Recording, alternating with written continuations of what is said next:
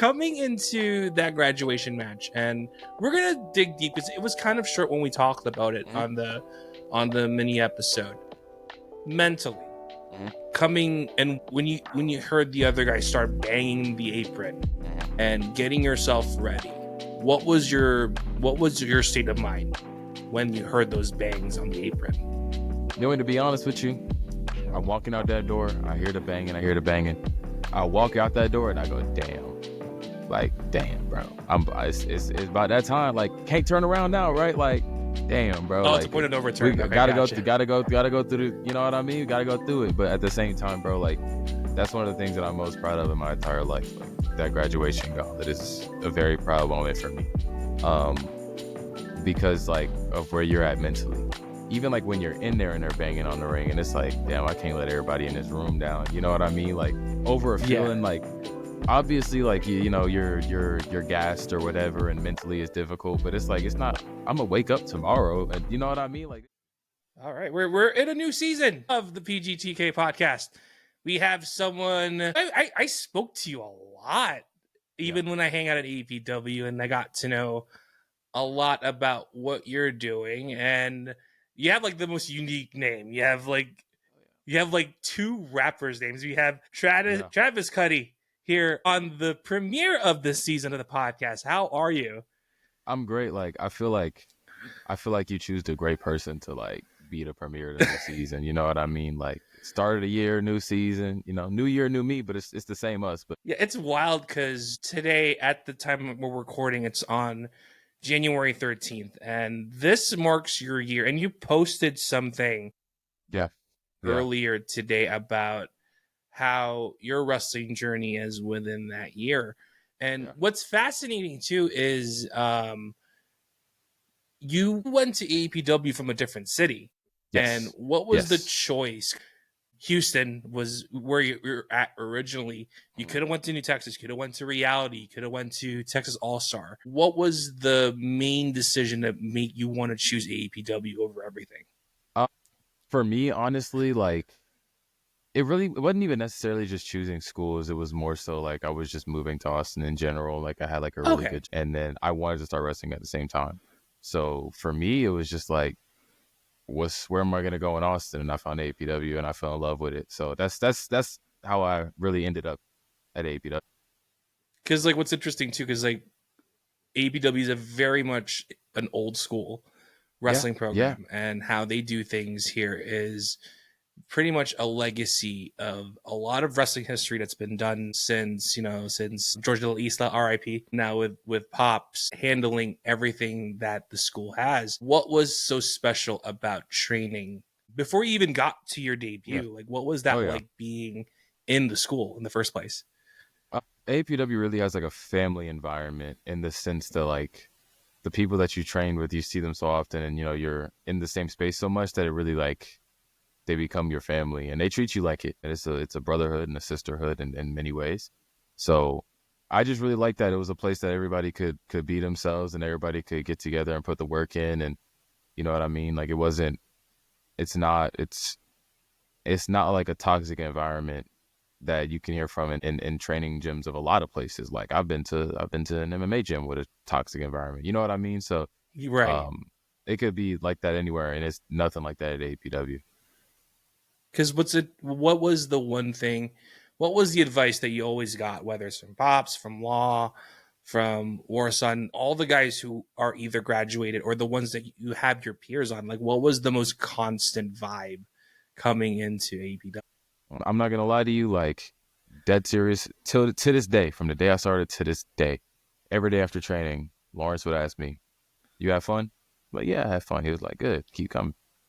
Yeah, keep having fun, keep learning, bro. And it's a very encouraging environment. You know what I mean? And that's something that I love about it. And of course, you posted what was your debut match, and it's with Ethan Hunter too. That one was a very special. My debut match opponent. was myself and Jay Sky versus Ethan Hunter and Mokele. It was a match. Okay. It was. That was NATO. That's right. That was NATO. Yeah, that's right. And with the tag dynamic, because of course, like, everyone can start out as a singles wrestler, but working with Jay Sky, working as a tag team, facing NATO with Mo and with Ethan.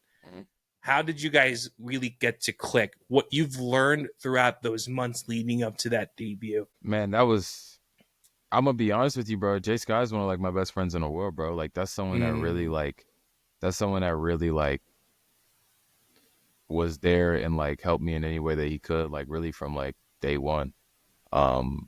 Whether it's like because he was already working in places, you know, he was already on the show. He was already I think he was America's champ when I came in, when I first started training. He was already at Borrachos and Inspires and like, you know what I mean, making his way literally like from day one. Like he's one of those people that was just like, hey man, like I'll be the person that stays late and helps you out, bro. Like, and I've always appreciated that. So that I feel like that tag dynamic really came from that. How is that creative? How is that done for you creatively, working with someone like a Jay Sky who's had his time in the ring and knowing that, hey, you know, like we have Travis Cudi who's still learning the ropes. Like, what was so special working with someone like that over the months leading up to it?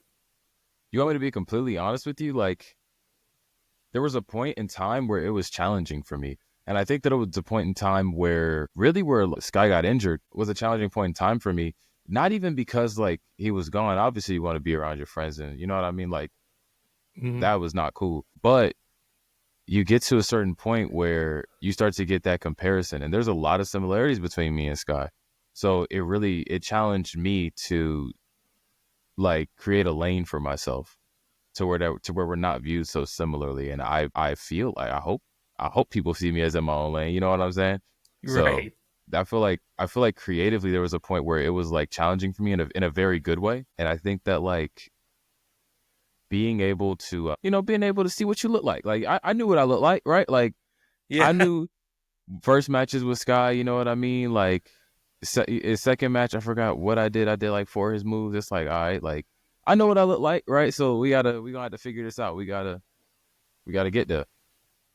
Because it's interesting, because I think we've had this conversation sometimes when we're hanging out, where some matches you're trying to figure out what's next. What am I supposed to do? Okay, what's going to be, how am I going to make this match click? How did you overcome just learning the patterns and rhythms of how a match should be, even if it's past your debut? Like how did you learn to understand what the cadence or the rhythm is during a match during that time? I felt like I really started to watch my peers.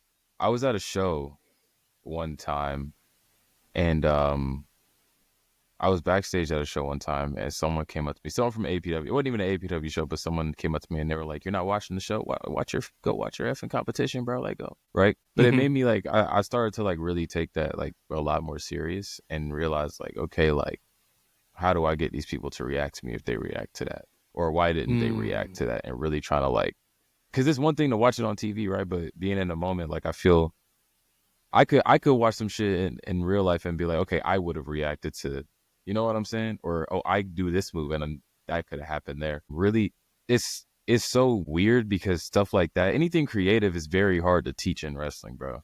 So Right. It's been a process and it's something that I'm still working on to this day. And how do you think you can improve on that leading up to the year that you're doing a lot of your stuff in your wrestling journey? Yeah. I think that what I try to do now is I try to like, someone gave me like advice of like thinking beyond a move, right? I asked them, I was like, "What do you think about my match?" And they were like, you should call more than just the moves in your head. This happens and then I feel like this, or this happens and then I'm thinking about like, in the moment I'm thinking about this, or in the moment I'm mad about this, and like really try to, call more than just the move. So that's something that I'm gonna put a big focus on in 25. Because you're seeing like the reaction Right. to how you're doing it and how the audience reacts. Because oftentimes, if the move happens and the audience is like, "What?" You just got to keep rolling. You can't make that same mistake again. You got to keep moving to the next spot if you need to. And one championship that, of course, you were the social media champion at that time. Yeah. From that debut, what were some of those matches that really solidified you as being one of the champs and one of the faces over at APW? Ooh, that's a good one, because I'm not gonna lie. So when it comes to the social media championship, right? I feel like your first championship is always gonna hold a special place in your heart, but I really feel like I started to like. Obviously, I want to be better match 10 than match 5, but I feel like that championship run is really where I started like getting my feet on the ground, because like it's really interesting, but I can't even think of too many matches Like before the what moments championship. stood out to you? That's another thing we can do that. Yeah, we'll do. I think I had a match with Danny Orion. I really liked that. That was one of my first title defenses. It might have been my first. I learned a lot from that match. I had another match with the triple threat match. It was with Danny Orion and Aaron White, who's, I'm pretty sure Aaron White is a tag team champion at APW now. Right. And that was another one. And it taught me to have a different role in the match, because like you're wrestling these guys and you're the new young guy, and you're like, okay, like listen. But I think in that triple threat match, I was really put in a position by who would have been the vet in that match to be like, now like, what do you want to, like, what you got, which was really important for me. Ironically, right, I had another triple threat match with Danny Orion and Shimbashi. That one was just a lot of fun. I really did enjoy. I had a match with Ref Pico. I really, really, really enjoyed that match. That one was fun. Yes, I love that. It was his first match. It was just a lot of fun. Because he's like 3 feet tall and crowd loves him. That was sick. That was a lot of fun. I really like that social media title run a lot. Because, of course, like with every champion, were the expectations high? Because now that you have this belt around your waist, how has pressure been building you not only as a champion, but also becoming the wrestler that you wanted to be? I feel that there's a lot of moments and a lot of times where there's like a lot of pressure on me. And I feel like that's just the moments like you can self-doubt yourself. Like you can, be a be down. You can do all that, right? But when there's pressure, I feel like that's really, if there's ever a time to be confident in yourself, right? And that's really just the moments where you gotta man up and you gotta be confident in yourself, because like what you gonna do about it, right? Like there's pressure on you. Yeah. Whenever there's pressure, people got opinions before anything happens. So now I'm in a position like, what am I going to do? And I was like, I'm going to get it done. Yeah. Bro. Like that's what it is. I felt like there was pressure going into the Little Evil match. I felt like there was pressure going into my match with Brick Savage and Dimitri at Inspire. I felt like there was pressure going into that Danny Orion match, the first one that I had with him. But at the same time, it's like, all right, bro, it's time to show up. Like, I got to go out there, right? Like, you can't not go out there. You can't just sit there and you're like, yeah, I'm just going to go over here. You got to go out there. That's just my mindset. Yeah, and like, when did you start to say, all this pressure is behind you and like all of these expectations, how did that really solidify you becoming part of this wrestling journey now? And it's like, okay, I have so much riding on me, but you mentioned it. I got to go through that. When did that pressure become a better wrestler as you're doing each of these title defenses with the social media championship? Ooh, I'd have to look at a list on my phone of the matches, right? But honestly, I don't even think it was the title. I genuinely think it was match number 1. I think that because it happened, I knew. Funny story. I got my debut about 7 days before it happened, right? Wow. Okay, like, I don't know. Look, I hate to do this to him. That's my brother. Like, and I'm not telling you, listen, Marcelo is my real life brother. Like, I mean this. Genuinely, when I tell you I walked in that building on APW day 1, and it maybe 20 or 30 minutes later, Marcelo was right there on some like, here's how you navigate. Here's how you do it. I genuinely love Marcelo to the bottom of my heart, bro. So I don't hate to say this, but I'm not sure if everybody's seen Botchamania, right? But wait, okay, good. I know what you're talking about. Okay. Yeah, you know what I'm saying? That happened, and I mean, maybe 20 or 30 minutes after the show, 2 people come running out of Pops' office. They're calling me, and I'm like, yo, what's going on? And they're like, next week. And I'm like, oh damn, like I don't even got nothing, bro. Like I don't even have, like, I don't even got gear, bro. I got knee pads, dog. Like what? You know what I'm saying? But it was cool, dude. I went out there. I think my first match, the only match I ever wore boots in, I wore Pops boots. Okay. It was sick. It was a lot of fun. And of course, like you've had so many people that you've worked with, and a lot of people that you had are the veterans here. And the one thing that kind of stood out to me first was with T-Ray, Oh with yeah. Proving Ground. Oh yeah. And that must have been a special moment within your year of wrestling to have someone who's been in the game for how many years in his career. What was it like picking his brain on how to work things and forming Proving Ground during your run at Inspire? You know, it was so interesting because when I T-Ray retired before I ever had my first Retired. match. Yeah, Retired. right? Before I ever had my first match. So he was like a fucking myth to me. Like he's not even, you know what I'm saying? Like Yeah. it's not like how I talk about my relationship with Jay Sky, because that was someone that was there every day when I was training. He was, you know what I mean? He was helping me out. T-Ray was retired, bro. So he's like, and like, this is like he's a retired legend in my mind. So for him to come back, and then I get Improving Grounds, it meant a lot to me. You know what I mean? And it meant a lot to me. And that was another moment where I felt like, all right, the pressure's on, but you can't not go out there because you got T-Ray right next to you. You know what I'm saying? In front of all these people, something got to go out there. What was the advice that you got from him as you're starting to have this tag team? It's funny how we're going from one tag team to Oh yeah. another, Oh yeah. and you have There's a a few mentor of coming them. along the way. Exactly. And what was the advice that you got from him as you're starting to prepare for your matches with him and Inspire, and leading up to the street fight from last month? Oh yeah. Oh yeah. And what was the advice that he gave you? I'm sure he's going to give you plenty of wisdom, but which ones stood out to you as you started working with him? I think my relationship with T-Ray is a little interesting because it's never like, you expect people, well, not expect, but like you would think someone like pull you to the side, hey youngin, let me holler at you, youngin, let me see what, let me tell you something. But it's like, bro, I really bro, I know what time it is just by the energy, and the energy that I've got from T-Ray was always like, let's go kill this shit, bro. Like, you know what time it is, like we finna, you know what I'm saying?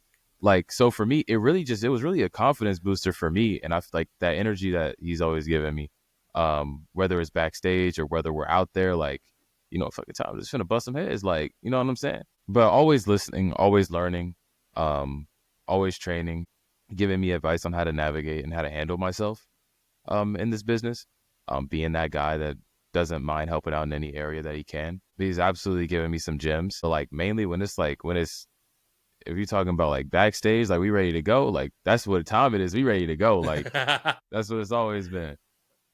And to move out of APW, was Inspire your first foray outside of the walls of APW, or were there any other ones that you did? The first place that I went outside of APW was Laredo Wrestling Alliance. I actually really like it over there. I really like what they have going on. I like it's just a cool place. It's a cool place to be. I've never had a bad time over there, and I'll be forever grateful for them. They were the first place that ever gave me an opportunity outside of APW. Because I'm curious, because going into Austin, because Inspire, we'll put Borracho later on down the line, but to go away from your home territory and going into Laredo, what was the vibe like going somewhere that I wouldn't say you're not comfortable, but something that you're trying to get your feet wet in your wrestling journey? It's crazy because I wasn't comfortable when I was heading down there, and then you see these people that you see a Lawrence Batello, you see a Zeke Rose, and you kind of feel like, okay, I got some of my people down here, you know what I'm saying? I'll be all right. And then honestly, just the advice that we were talking about earlier, just taking that advice of okay, I know how to handle myself. How can I help? What can I do? Let me chill. Let me do my job. You know what I mean? I got my people over here. I'm not a complete stranger, right? It's going to happen eventually. It's going to happen inevitably, but I'm not a complete stranger. So it was really cool. Lieutenant Dan, super cool dude. Always welcoming, treat you like family. So I love going down there, man. And it's kind of nice seeing going out into Inspire, and then now with Borracho, we're gonna go back to mentors again. You were part of Team Dan and Team Dimitri, and the environment is still familiar, but being at the Yard, and I think we talked about this on the little mini show that I did back last year. Yeah. Wrestling in San Antonio, where there is some familiarity, but there's a bit of newness coming into San Antonio. Oh yeah. Well, how did Dimitri treat you working with Houston and with Marcelo and people you've worked with, and facing with Lou and Dan and Ethan and Mo? Like, what was that like working over at Borracho? Dude, I love Dimitri, bro, with all my heart, bro. I really do. Anytime you about to step in the ring with Luke Cameron or Mokele or Ethan Hunter, you know what I mean? Dan the Man is Dan the Man, you know what I mean? He's his own space, yeah. You know, type shit. But Dimitri's a hard hitter as well. So he really gives you that confidence to go out there and do your own thing. Like, really let your nuts hang, bro. Like, do your thing. Like, that's what you're here for. That's cool. Like, for real. And like, Dimitri's always like, I mean, bro, anytime I've ever like needed advice on anything or like how to navigate, or like I just wanted to know what wrestling to watch, you know what I mean? Like, Dimitri is genuinely one of the coolest people in the world. Like, genuinely. They'll probably give you like all Japan clips, like through the New Japan. There's nothing else. There's nothing else. That's it. That's all there is. It's just all Japan, bro. Oh my goodness. So, because you've had some name changes, because you started off as the Human Highlight Reel. Where did that come from? Reel. Yeah. I don't even know. I just thought it sounded cool. I was trying to figure something out because we were kind of going through the thing of like, you know, there needs to be something to it, right? There needs to be something to you. Like, you gotta have something, which, I mean, I don't know. I'm neither here nor there on that, right? And I was like, okay, well, I'll just do the highlight reel, right? Because it was like, it's low key very generic, but like, it's something that anybody, like, you could say it about yourself. It was some easy shit, and I was like, I'll do that and see if I can make it work. Which, you know, whatever. Did you like get like other, whether it's a sport reel or it just kind of came out of the blue? It just kind of came. Reel? Yeah, it just kind of came. Yeah, that was like, I mean, when I tell you, it was just some bullshit, bro. Like, it just kind of came. It just kind of happened. And how did that evolve to what you have now with the Lone Star Killer? Of course, this podcast is mainly in Texas. I mean, that's probably part of where the name came from.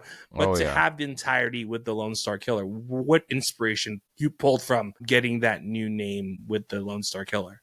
So we talk about, it was two things, right? We talk about me having 989 matches with Danny Orion, and Danny Orion was going by the Star Boy.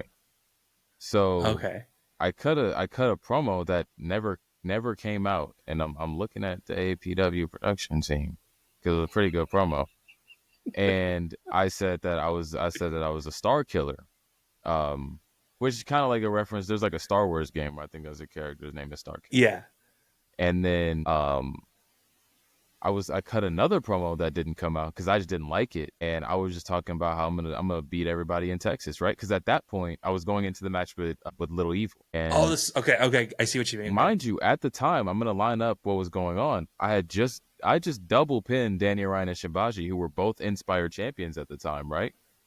Right. Little Evil was the Inspire Pro champion at the time, right? So I'm like, I'm about to knock out the whole roster. I'm beating everybody in Texas, right?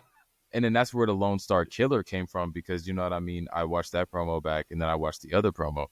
And I was like, oh, shit, that's pretty fucking cool, dude. Oh, my God. That's pretty sick. How'd the audience take it with the new name? So I think it took them a little while to get used to it at APW.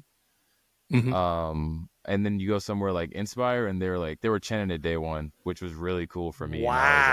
And I was like, God, I'm not gonna lie, I was like, thank God, bro. Oh my God. But that was really cool. And I'm not gonna lie, like, I knew the highlight reel was, like, in my opinion, it was alright, you know what I mean? And I knew it was alright. It had its course. It ran its course. It had its time. Bro. Its contract expired. It was on a 7-day. We're not renewing. And then the Lone Star Killer happened. I was like, I actually like this. This one's hard. I actually like this. Because, like, it's kind of nice when I heard it. I think when you got called for the first time at Inspire, I was like, wow, okay, that name's gonna be stuck for a while. Because, like, yeah, man, the amount of reaction from the fans was just really nice. I was recording stuff, and I was like, wow, okay, Lone Star Killer, okay, that's gonna be there for a while for sure. Oh yeah, we're gonna. Hey. I'm gonna keep adding on. Shout out to Luke Cameron. Shout out to Killer Cash, bro. One day my intro is gonna be like 5 minutes long. One day, bro. We're gonna just keep going and keep rolling, bro. Real life. That I would have been like, well, okay, I have to put a transcript if I do ring intros. I'm like, crap, I have to write everything. Oh yeah. Some people be handing you a script, dog. Exactly. So it's interesting because you besides during your wrestling, like you've done some live streaming on occasion. Yeah. And how has, like social media, not just like the usual social media platforms, but to have like Twitch where you're having a closer connection to an audience. How has that improved not only as a wrestler, but how you're doing things outside the ring? I'm gonna be honest. I think the only way that it's improved me as a wrestler, because they're so different. Okay. It's definitely improved me as a wrestler in the sense that I can just keep talking, bro. How much time you need, bro? I can just go. Because that's all that streaming is, bro. I'm gonna just keep talking and to keep y'all entertained for however long a time, right? Another thing was it did make me very, very good at listening to the crowd. I'm very almost, dare I say, self-conscious about like feeling when the crowd is dying down, because if they go deep enough, they may or may not be coming back at that point, right? If they get low enough. So I feel like it's made me very good at that. I do feel like it's built a community for like me and my small little community, my guys, my coalition. Mm-hmm. I love it so much. I can't lie. Like it's really one of my favorite things to do. And it's made me like, I don't even know the word, but it's just like, it's one of those things like, it's just very fulfilling for me, bro. Like I put wrestling on top of that list at number one, and right under wrestling, I would put live streaming. I think it's such a unique experience. It's so hard to explain how unique that experience is. There's like gratification out of to an extent, something outside the ring, because like oftentimes we're seeing wrestlers like the Adam Coles, the Evil Unos, and the Xavier Woods doing side stuff, because like they are gamers before they became wrestlers. I mean, they have their own niche to carve out their audience, or if they're part of like AEW, WWE, they can carve out that niche to those wrestlers who happen to like video games. And now we've seen the up down downs in the AEW games who are carving that niche out of wrestlers to, hey, they play video games too. Yeah. Are you gonna carve that out on your side? It's like, hey, I can stream these things, and I can still do this on my spare time. I think, I don't think it's something that I'll ever like let go. Maybe I won't be consistent with it, right? I don't even game. I just talk shit. Like I don't even game, bro. I just be on there. I just be on there, bro. And it's fun. But the thing is, bro, when you do that and you get that experience, bro, it's really the chat. The chat's way funnier than I could ever be, right? Like they're funnier than me. Yeah. And they have their own little like running jokes. So it's like it's fun for everybody. They can be involved in it. It's fun for me. It's fun for them. So I think it's something that I'm going to continue to do. I'm going to continue to try to create content in all ways that I can, because I'm an entertainer. Yeah, it's interesting because like I do have a match which I wanted to bring up too. Okay. With Inspire, you faced Dustin Wynn. Yes. And someone that you faced that isn't in AEW. How similar is it, and how different is it to work with someone who's with another promotion like New Texas? I will say this, that there's a similarity, and this is in like a couple of the people that I've wrestled. The similarity is in like kind of mindset, you know what I mean? In the sense that like, hate to pull the curtain back, right? But sometimes you get in there with somebody and it's here and there, and it's here, then it's there, then it's here, then it's there, then it's here, and it's there.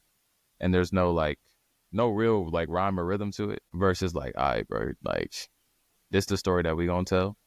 We gonna go here, we gonna go there, we gonna go there. And then, you know what I mean? Because we can just get in there and work. And like, obviously I'm dumb. I'm like very much, you know what I'm saying? Like I'm very much paraphrasing, right? What that experience is like. But like, I would say it's similar in that it's a little different. It wasn't different for me because of like where they're trained. It was different for me just on like the mindset, because it was my first match. So obviously, like my nerves are up a little bit. You know what I'm saying? Like my nerves are up a little bit. I'm overthinking some shit because like that's just that's just where I was. But Dustin Wynn, bro, that fucker's great, bro. He's actually he's awesome, and always he's great in the ring. Like I'd love to work that man any day of my life.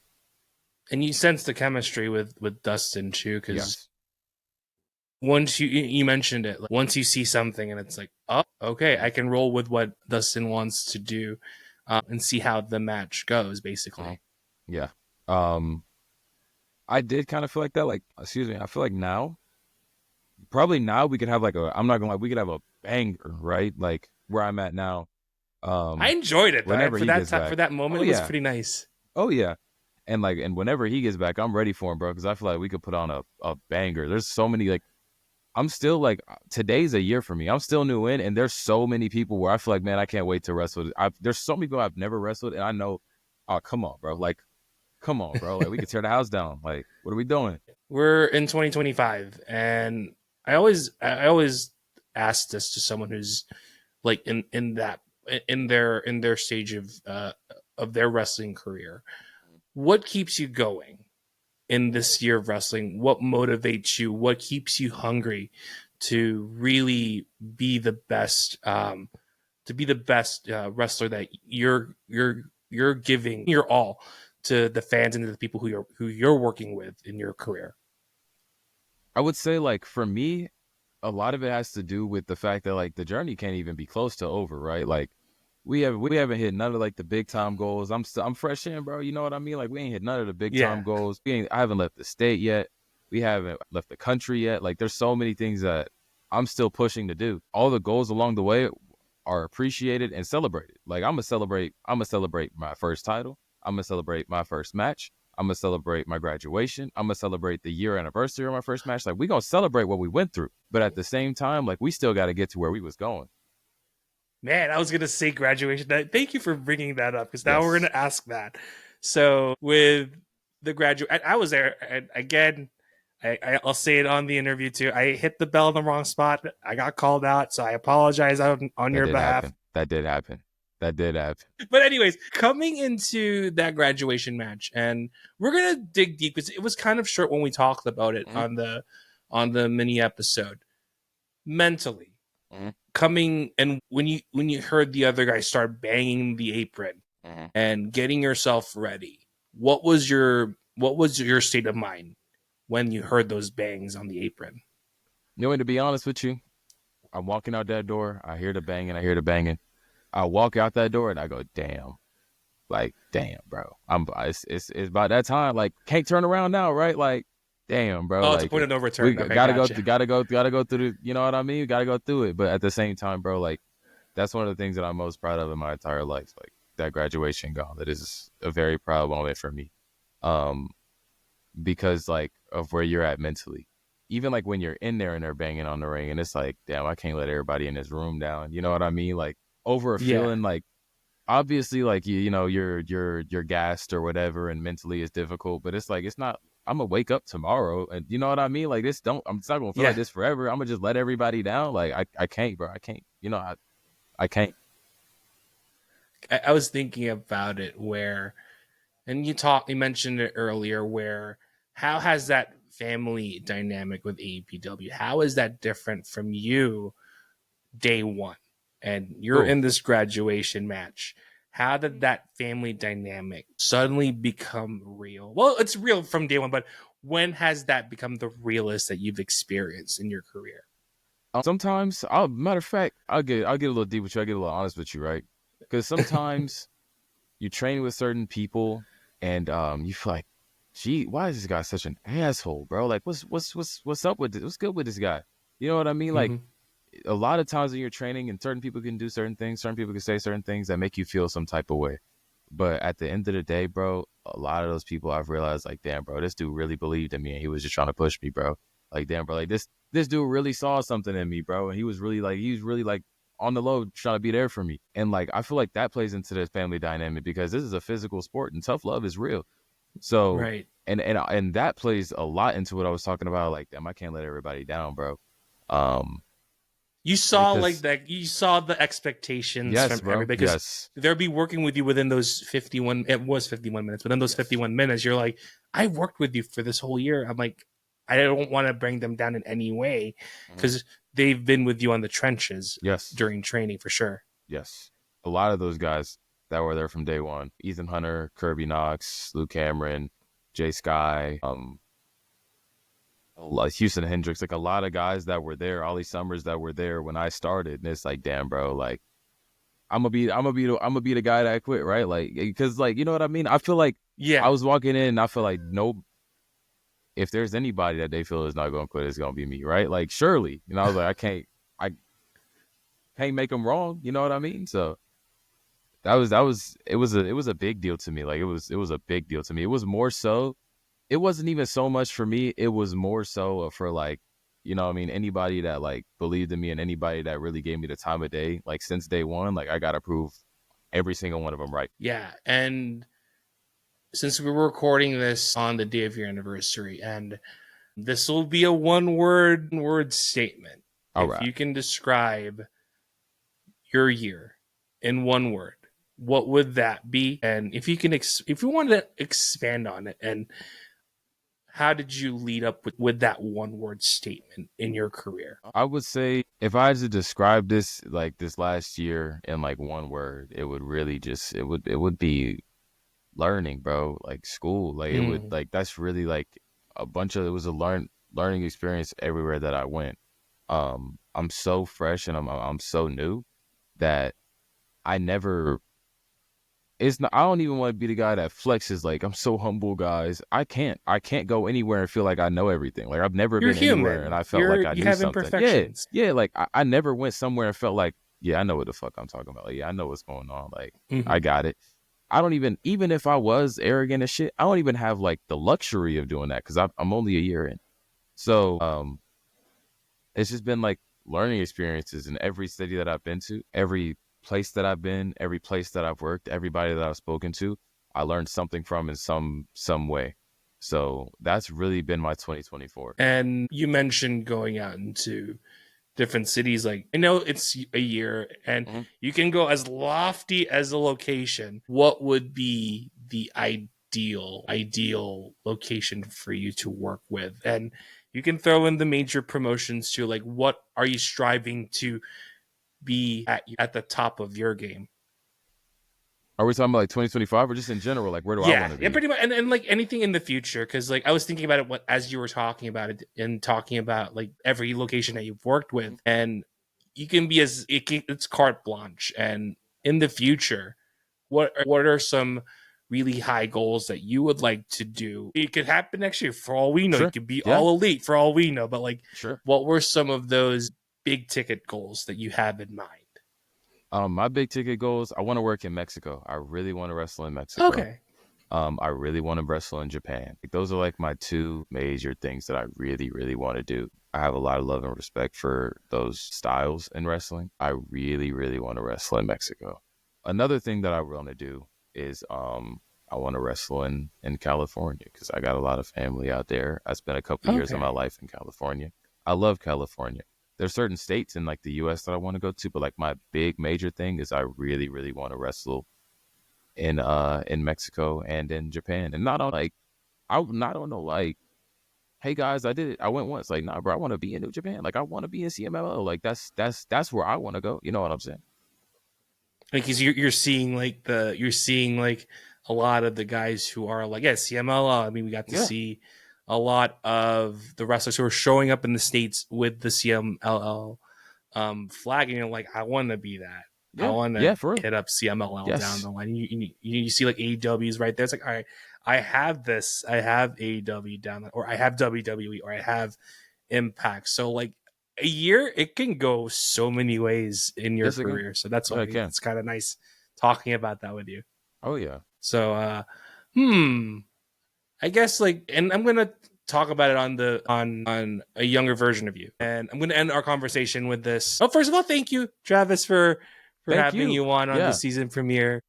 And it This took was a like if you while. could It have took ever a called while. anybody, if you ever could have called anybody, like who do I need for my season premiere? Let me get Travis Cudi. Like that just makes sense, dog.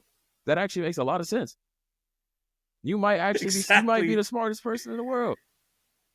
So, but I'll end their conversation with this too. And if you were in the same room as an adolescent version of you, if you're in the same room with him, no one else around, and there's 2 chairs, you're sitting him face to face, what would you like to talk to him about? So I'd ask him what he want to know. I feel like younger me would be very happy with like that I started this journey. I feel like that's something that I would talk to younger me about. Let me think, because like I've whenever you think of like what your younger self would think of you, you think like you don't have to. I mean, just like, I think of honestly, like if I think of like me at 30, I would think of questions I asked me at 30. I never think of like what I would talk to 10-year-old me about. But I do feel like 10-year-old me would be very happy that I at least started this journey and I'm doing what I'm doing now. I feel like I would just talk to young me about wrestling. That's all I cared about when I was younger. We would just talk about wrestling, bro. For real, we talk about wrestling and basketball. That's it. He'd be like, "Is LeBron still to go?" I'd be like, "Yeah." He'd be like, "Damn." I'd be like, "Yeah." And like, what were some things that you want to tell him? Like, of course, no journey's perfect, and I would definitely tell him to listen more. Oh, I'd definitely tell him to listen more. I'm not gonna lie, there was some great advice that I didn't and still don't listen to at all. I would definitely tell younger me to listen more, 100%. There you go. Awesome. So I have nothing left to give. You have the floor. Where can we find you? On socials or wherever you're going to promote out there. Travis Cudi _ on Instagram. Champagne Buster on Twitch. Travis Cudi on Facebook. If you have children and you're a single mother, find me on Tinder. Find me on Hinge. I'll be on Bumble and shit. I'm not playing. I'm laughing because it might be true. Okay, I'm for real. I won't be the father that stepped up, but I will be the man that put it down on my soul. Find me on Tinder. Find me on Hinge. That's my thing. All right, awesome. But I want to say, I want to give you your flowers on your year in wrestling. Thank you, never brother. an easy road to be in wrestling, and it takes a lot of metal to be lasting this long. So hopefully you'll get more time to wrestle this year. So, and the year's still young. I mean, the year's still young, and there's so much opportunities that you're going to get. Because one thing, and I'm going to end the interview here, is you always have the determination to get stuff done, and a lot of the stuff that you're doing now is a lot of your work is finally paying off down the line. So it's a lot to get there, but I'm sure 2025 will always have a special place because it'll be 2 years. We might do an interview in 2 years, how that perspective works. So I wanted to see, just keep on keeping on though. Yes, sir. Thank you so much, bro. I really appreciate you for your time. I appreciate it so much. There you go. Awesome. So we'll end our conversation here. We will be back on the next episode, and we are on to the next one. Bye.